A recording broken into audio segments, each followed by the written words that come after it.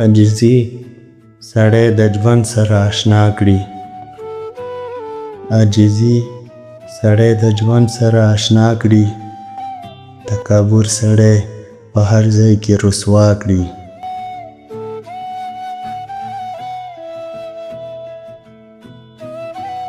هر سړی مدام د بل عیبونه ګوري. هر سړی مدام د بل عیبونه ګوري. خپل یو عیب له سل جوازره پیدا کړي.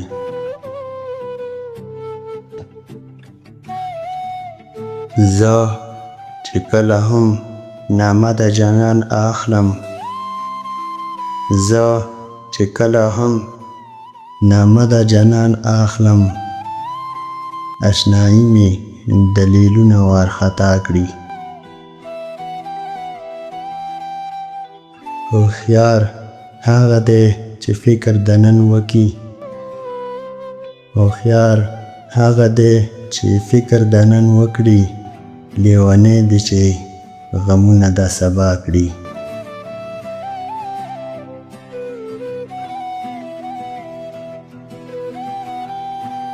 چې د حسن په رنګونو کې فنا شي، چې د حسن په رنګونو کې فنا شي، لیونتوب یې د ارمان سترګې بنا کړي.